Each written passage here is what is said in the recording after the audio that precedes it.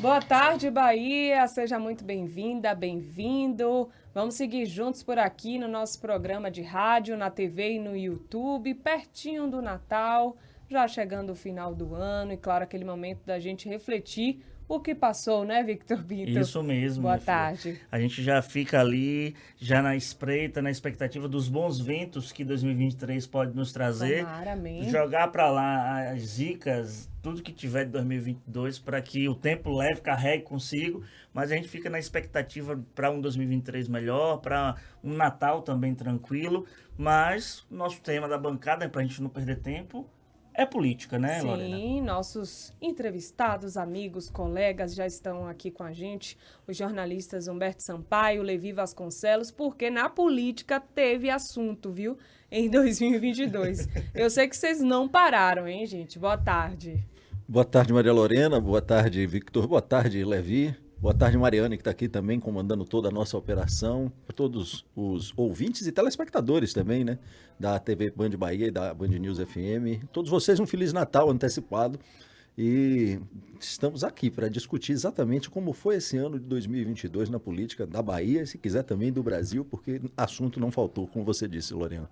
Levi também, né, Levi? Não parou, hein, Levi? Boa tarde para todos vocês. Boa Boa tarde tarde. para Humberto, para Lorena, para Vitor, para Mariano, para vocês que estão aí nos assistindo. E vou assinar embaixo aí do meu amigo Humberto. Feliz Natal para todos, né? A gente está nesse barco aí. Agora, meu amigo, em política nunca vai deixar de faltar assunto, porque o Verdade. tititi é da política, né? Você tem os atos oficiais e os oficiosos. E outra, Levi, ainda desses poucos dias que faltam para o final do ano, muita coisa ainda pode acontecer também, viu? E diz Robson Almeida que até o final do ano é a época, o período do poder em que jornalista pode demitir e nomear quem bem quer, entende, né? Porque agora, pois é, passou por esse período agora de final de ano. Levi, eu queria saber contigo o seguinte, num balanço desse 2022, quem foi o maior vitorioso, quem foi o maior derrotado da política da Bahia? Olha, meu amigo, a gente tem aquele velho ditado que diz que jogo não importa como é que começa, importa como é que termina, né? Como é que começou 2022 para Semineto? Tudo sorridente, né? Vai ganhar, não tem adversário, etc, etc, pá. Bolsonaro é presidente, como é que acaba? A outra banda vitoriosa e a Semineto, no completo ostracismo, fazer um recomeço, né? Ele tem uma grande vantagem, que ele tem a idade. A Bahia, de outro lado, tem uma grande vantagem que configurou um raríssimo momento de sua história, que é uma perfeita sintonia entre o governo do Estado e a presidência da República. Rui Costa, na Casa Civil, né, um ministro forte, empoderado, é o ministro dos ministros, né, todos passam por lá antes. Ele é um cara competente. Jerônimo, um governador aliado, os dois têm conversado muito para botar tudo nos trilhos, nomear as pessoas no lugar certo para as políticas que forem implementadas lá e serem tocadas adiante. Eu estou achando Jerônimo muito centrado. Ele bateu um papo com os empresários da Federação das Indústrias, FEComércio, etc. Aquela sensação que eu tive assim, né? Esquerda e direita conversando. Ele disse, não, eu vou abrir um canal de diálogo com ele, vou nomear alguém para a Secretaria de Desenvolvimento Econômico que saiba dialogar bem com esse segmento, porque o sucesso deles é meu também.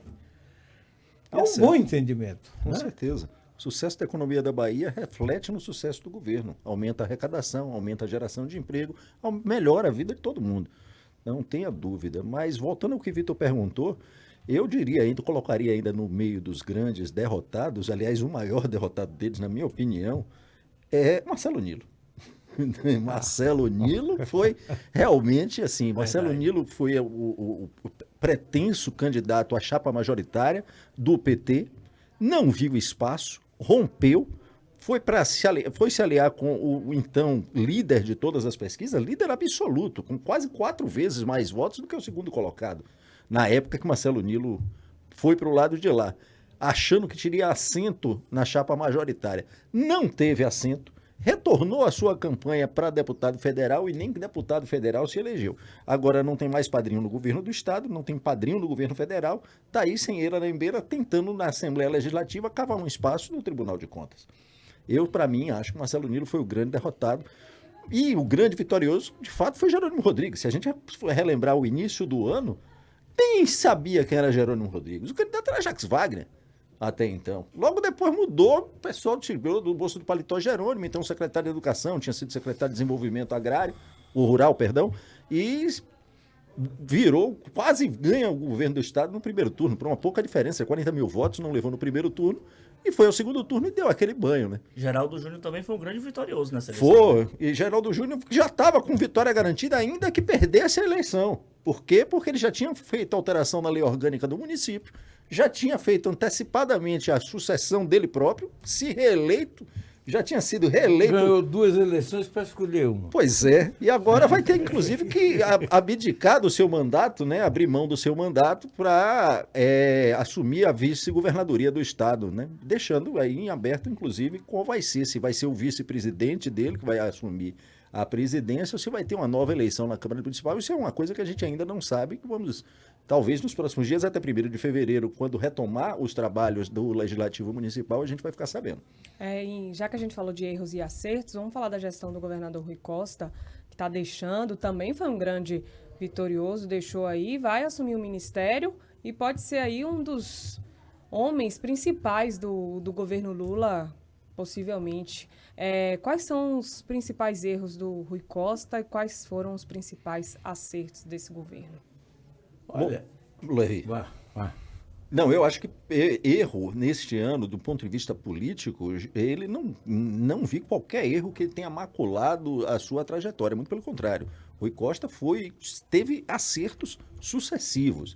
Acertou quando tirou Jerônimo, por quê? Entre todos aqueles candidatos que se colocavam com a renúncia de Jacques Wagner em concorrer, era o que tinha a menor rejeição, apesar de ser o menos conhecido, né? Ele tinha outras opções, né? Tinha o caso do ex-prefeito de Camaçari, Luiz Caetano, tinha também outras opções, a própria Moema, prefeita de Lauro de Freitas, era uma outra opção, mas esses nomes já tinham uma certa rejeição. Quando você colocou nos grupos focais, né, naqueles tais grupos focais de pesquisas qualitativas, Jerônimo não tinha rejeição, também ninguém conhecia.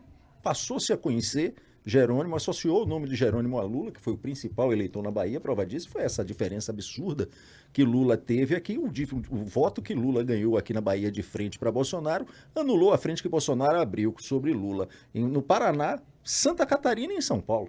Só os votos aqui na Bahia. Então, o Rui Costa, do ponto de vista político, ele acertou totalmente. E, além disso, ainda ficou com a secretaria, como o próprio Levi disse, ou a secretaria não, o ministério, um dos mais importantes, se não o mais importante do governo, porque ele vai ser o ministro dos ministros. Para se chegar ao presidente, passa-se pela Casa Civil. E ele, tenho certeza, eu espero que assim seja, vai trabalhar também em favor da Bahia, em favor do seu pupilo, Jerônimo Rodrigues, para que a gente tenha, com o governo federal e o governo do estado, mais uma vez trabalhando de forma alinhada, um novo ciclo de desenvolvimento e as resoluções dos principais problemas do estado, principalmente a questão da segurança pública, que é o principal calo, que a gente sabe que o governo, nesses 16 anos que o PT manda na Bahia, é o principal problema que o PT não consegue resolver. E você, Levi? Eu concordo com ele. Os 2 grandes calos é esse mesmo. Segurança pública e outro que o pessoal do trade turístico chia muito e eu acho que eles têm razão. Pelo menos aqui no que diz respeito a Salvador, o Rui Costa deixou o centro de convenções cair, a Semineto teve que fazer outro. Foi uma área em que ele não foi brilhante, como se gostaria, né? Uhum. Mas em outras áreas ele foi muito bom na questão de infraestrutura, na questão da saúde, apesar da regulação estar desregulada, ele fez 28 policlínicas no estado todo, que sim, senhor, quebrou um galho, deu um revigoramento do sistema de saúde da Bahia. Ele acumula pontos muito bons, além de obras, pequenas obras, pontes, né? Estradas vicinais, asfalto em tudo que é lugar e etc. Tal. Eu fui dizer o que me disseram no início do ano, que ele tinha guardado para aplicar esse ano 7 bi. Alguém me corrigiu, 7 não, 9. 9 bi. Isso é competência. Com certeza. Ele cortou dinheiro aqui, cortou aqui e chegou a hora agora. Aí você tem na área política a chiada grande dos nossos amigos deputados de que ele não era muito de ouvir deputado. Ele ia direto com a liderança, né? Você agora pergunta o seguinte, e o que ele fez deu certo? É claro. Claro que sim. A opção dele estava certa. Ele passou por cima do intermediário e foi direto à base. Agora um comentário meu também, pegando o gancho aí de Rui e de Jerônimo, eu acho que Jerônimo, ele não tem motivos para errar. Por quê? Primeiro, ele teve aí 16 anos do mesmo grupo no poder, onde ele sabe qual é o calcanhar de Aquiles da gestão, ele sabe onde é que ele tem que apertar os parafusos para poder dar certo. Segundo, ele tem Rui Costa, ministro da Casa Civil, é quase que um primeiro-ministro da gestão, vai transitar em todas as áreas do governo e vai ali atuar diretamente com Lula no Palácio do Planalto. Terceiro, vai ter 2 grandes parceiros no Congresso, Otto Alencar e Jacques Wagner, que não, pelo desenho que se tem, são pessoas que vão estar atuando diretamente junto no Congresso Nacional. O Wagner mesmo já disse que não é ministro, vai ficar, provavelmente vai ser o líder do governo no Congresso. Então, assim, se tem uma pessoa com muita sorte, não só sorte, lógico, E além a gente disso tudo atribui... que você falou, ainda tem um presidente da República muito grato pela votação. Que é Lula, Sim. que Né? Rui não teve essa proeza de ter tantos conjuntos de fatores que tivessem tanto benefício. Não, lógico que não é só sorte, tem todo um trabalho envolvido, tem todo um trabalho árduo para ser eleito. Mas, assim, a gente até brincava aqui nos bastidores, Boa Tarde Bahia, conversando com o Augusto e tal, falando assim, no dia que a gente encontrar Jerônimo, a gente vai passar, assim, a mão nos ombros de Jerônimo, porque, assim, ele tá com muita sorte. O clima para 2023 para ele tá muito favorável para a gestão e também para fazer políticas. Concordam? Não tem uma mínima todos dúvida disso. soprando a favor. Agora, eu já dizia no início desse ano, quando a campanha se configurou, no começo, alguém aí, ou Jerônimo, ou a Semineto é candidato a fenômeno. Neto, se ganhasse, Neto sozinho contra tudo e contra todos, Exatamente. fenômeno. Né? E Jerônimo, um ilustre desconhecido que chegou lá. Você me lembra da última vez que a gente esteve aqui, Levi? Você disse assim, se você estivesse há 2 meses, né, isso quando a gente esteve aqui pela última vez junto, saísse com Jerônimo por qualquer feira do interior da Bahia, ninguém saberia quem era Ninguém Jerônimo sabe Rodrigues. quem é. Hoje é um Agora, governador ouça eleito. bem, ninguém sabe, vírgula. Eu conversando com o presidente da Federação da Agricultura, Humberto Miranda, quando eu perguntei, a Federação da Agricultura é do agronegócio. Eu perguntei o que é que ele achou. Maravilha, Levi, fez uma... Eu digo, qual é a razão da alegria? É a primeira vez na Bahia, na história da Bahia, que um agrônomo é eleito governador. Ele tem mais sensibilidade para saber o que é que se passa no campo. Se você for olhar os mapas eleitorais, você vai ver que em tudo que é lugar, a votação de Jerônimo na zona rural foi mais forte. Foi. Porque ele foi secretário de desenvolvimento rural. E o Contato, trabalho a dele... relação, né, com a agricultura familiar também, né? Exatamente. O trabalho dele, junto aos agricultores, aos pequenos agricultores, a agricultura familiar, foi fundamental para essa solidificação da base dele no meio rural. Sim. Não digo assim no meio do agronegócio, mas no meio rural, meio dos do pequenos agronegócio. produtores, sim, não tenha dúvida. Jerônimo tem esse cabedal e isso ninguém tira dele. Ele fez um excelente trabalho enquanto secretário de Desenvolvimento Rural. Como secretário de Educação, ele ganhou um pouco mais de notoriedade, mas isso não foi suficiente para deixá-lo uma figura política popular. A popularidade dele veio pela associação dele ao nome de Rui Costa, que estava fazendo um grande trabalho e era muito bem avaliado, e principalmente ao nome de Lula, que foi o principal eleitor na Bahia, que terminou, inclusive, sendo... Não foi Jerônimo que ganhou, foi o 13. Foi o 13, que terminou Foi o 13. sendo também o principal responsável pela derrota de ACM Neto, Sim. que não tinha pai nem mãe nessa eleição. Ele não tinha um governo do estado que pudesse lhe ajudar, uma máquina estadual, muito menos uma máquina federal. E, cara, a única estratégia que restava... que tanto faz e não tanto fez. E a única estratégia que restava a ele era essa, de se manter neutro na disputa nacional. Quem fez isso no Brasil foram apenas 3 candidatos, né? 3 candidatos competitivos, que podemos dizer assim. Foi Romeu Zema em Minas Gerais, foi Helder Barbalho no Pará e aqui Jerônimo Rodrigues. E a Semineto aqui na Bahia. Acontece que Helder era um governador muito bem avaliado e se reelegeu logo de cara. Já estava no poder. E já estava no poder da mesma forma a Zema. Também era um governador muito bem avaliado, com a máquina do Estado de Minas Gerais na mão, e se reelegeu. A Semineto, se conseguisse essa proeza, de fato seria uma vitória. Raquel Lira de Pernambuco também se elegeu no...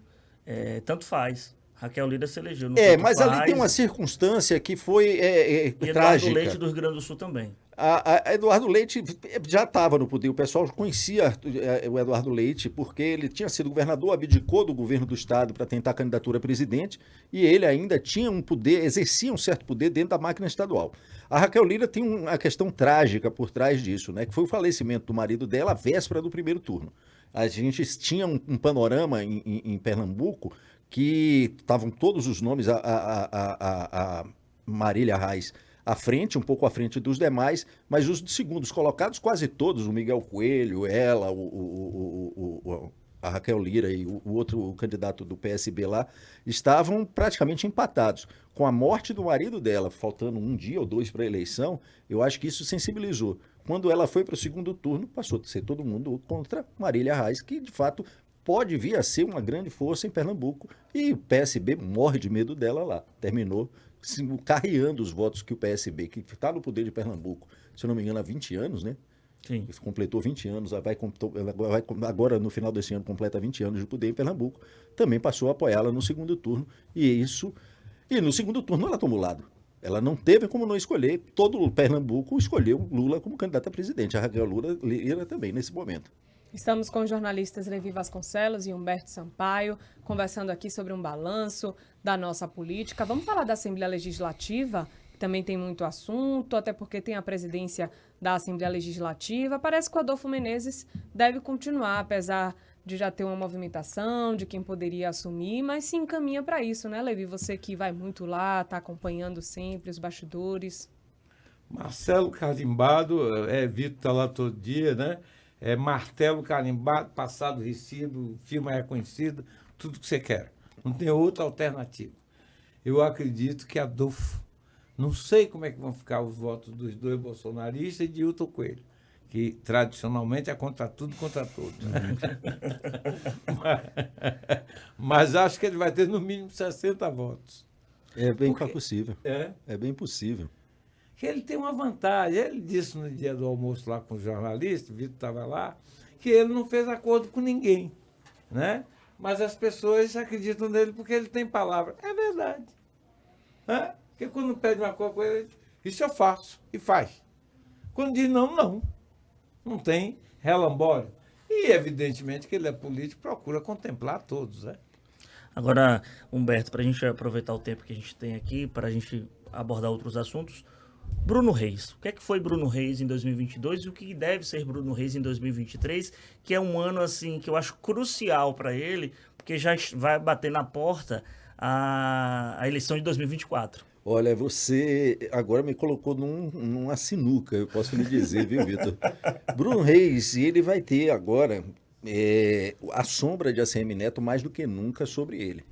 Né? A comparação é inevitável, já está sendo feita. O tempo que a ACM Neto era prefeito, com a gestão de ACM Neto, com a gestão dele, e ele está perdendo do ponto de vista de administração do município. A gente tem hoje um município visivelmente muito menos cuidado do que era no tempo de ACM Neto. E ele vai ter a sombra de ACM Neto, porque ele não pode ficar sem posição política, né? De forma alguma, e pode pode enxergar na Prefeitura de Salvador, no seu retorno à Prefeitura de Salvador, um caminho de novo se cacifar a disputar o governo do Estado. Como o Levi disse, ele ainda é muito novo. O Semineto tem o quê? 42, 43 anos? Talvez menos do que isso. 40 anos. Então, ele tem essa opção para voltar a se cacifar, tentar a disputa do governo daqui a 4 anos, retornar à Prefeitura de Salvador. Bruno vai ter que trabalhar bastante, vai ter que melhorar muito a sua administração, principalmente no que diz respeito à questão da gestão do transporte público, que vem sendo bastante criticada, principalmente com a mudança de várias linhas de ônibus aqui em Salvador, a extinção de várias linhas de ônibus, deixando muita gente sem acesso facilitado ao transporte coletivo, apesar de ter iniciado muito bem ainda no governo de ACM Neto a questão da integração ônibus-metrô. Com isso foram desmobilizando vários várias linhas, e isso gerou uma crise muito grande também no setor de transporte aqui na Bahia, que terminou agora com a Assembleia, com a Câmara Municipal, há poucos dias, tendo aprovado, inclusive, uma isenção de ISS para todas as empresas de transporte coletivo de Salvador até dezembro de 2024. Isso, claro, pode dar um certo fôlego a ele. Teremos um reajuste pequeno no IPTU, ou seja, ele não vai contar com muito mais recursos do que tem para poder administrar. E outra, ele vai ser um prefeito que vai estar em oposição ao governo do Estado, em oposição ao governo federal, e que vai ter que mostrar muito serviço mesmo, para tentar se cacifar a própria reeleição. Porque dentro do partido dele, ele já tem um adversário muito forte. Levi, João Roma. Levi, Bruno. Para mudar, para a gente dar tempo. João Roma, para você, 2022 e 2023, João Roma. Deixa eu fechar só de Bruno Reis aqui. Pronto, também perfeito. se diz no bastidor político que ele está deixando passar a imagem que é uma marionete de ACM Neto, que é controlado por ACM Neto, que não é bom para ele, né? João Roma, como é que vai ser o desdobramento dos simpatizantes de Bolsonaro? É essa galera que está na porta dos quartéis acampados ou vai ter uma oposição institucional, né? No campo da oposição institucional, João Roma tem chance de ocupar esse espaço, porque não são todos os bolsonaristas que apoiam esse tipo de coisa, não são todos os bolsonaristas que são golpistas. Ele tem condição, sim, de puxar a corrente dessa ala que simpatiza com esse tipo de ideologia por algum motivo, né? Agora, fora disso, não vejo muito futuro para ele, não, porque ele, na banda de ACM Neto, é tido como traidor, porque ele foi coligado de ACM Neto e debandou. Foi cria, né? Foi cria de ACM Neto. E Bolsonaro, que é quem o empoderava, né? Porque tinha o poder central, está fora do poder, está praticamente fora. Ele vai ter daqui por diante um enorme desafio pela frente de se firmar como liderança. Mesmo tendo feito a esposa deputada federal, com uma boa votação, inclusive, isso não vai permitir a João Roma, no meu entendimento, que ele tenha asas suficientes para alçar voos maiores. Como, por exemplo, ele vai tentar, certamente, se candidatar à Prefeitura de Salvador, até para manter o nome dele em evidência. Não digo para tentar de novo uma vaga na majoritária em 2026, mas pelo menos para se cacifar para algum tipo de posição, ou ter uma eleição melhor, ou aumentar a sua bancada. Afinal de contas, ele hoje tem um partido importante, que é o PL, aqui na Bahia, em suas mãos. E o PL, a gente sabe, foi o partido que mais elegeu parlamentares no Brasil esse ano. Então, essa máquina partidária, que tem muitos recursos do fundo partidário, vai ser importante na mão de João Roma para ele poder trabalhar politicamente o seu futuro dos próximos 4 anos. Agora, hoje, olhando o panorama político hoje, politicamente, ele não tem muitas alternativas a não ser trabalhar, como o Levi disse, na oposição institucional. E isso sem mandato é uma coisa complicada. Bom, a gente está quase encerrando aqui o nosso Boa Tarde Bahia na parte da TV, viu? A gente vai seguir no YouTube e na rádio. Queria agradecer a presença dos dois mais uma vez esse ano de muita política. 2023 vamos seguir juntos também, né? Quero agradecer aí a parceria, o entendimento, o apoio.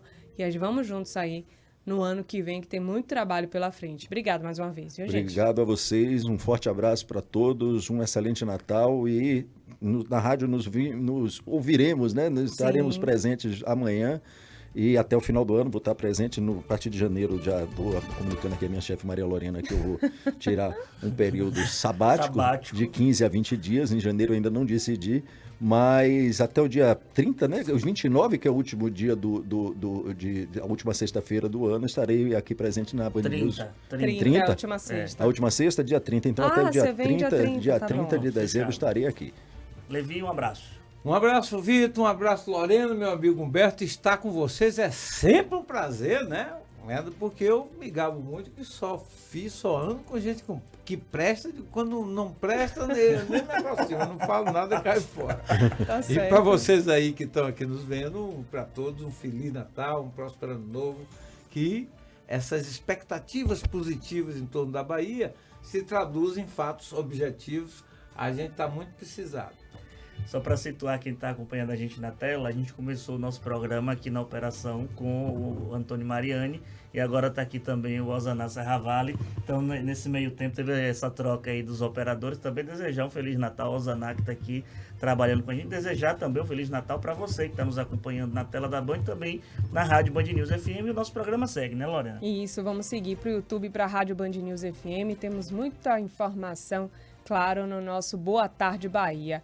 Quero agradecer também a presença de você que ficou ligadinho aqui na nossa programação e seguiremos sim. Segue lá na Rádio Band News FM e no YouTube, também no nosso site Band Notícias, para você acompanhar tudo por lá. Claro que a gente vai falar de muita política também e assuntos relacionados à nossa época do ano, né? O Natal, a gente precisa também de um pouquinho de tranquilidade, de respiro. Claro. O ano foi puxado, foi pesado, foi carregado. Então vamos ficar mais tranquilinho, com certeza, comer um panetone, uma coisinha assim, com frutas Chocotone cristalizadas. ou panetone? Não quero, eu tiro, mas eu como. Eu gosto do panetone. Mas eu gosto do tiro as chocotone, frutas Eu sou cristalizadas. fã do chocotone. Aí.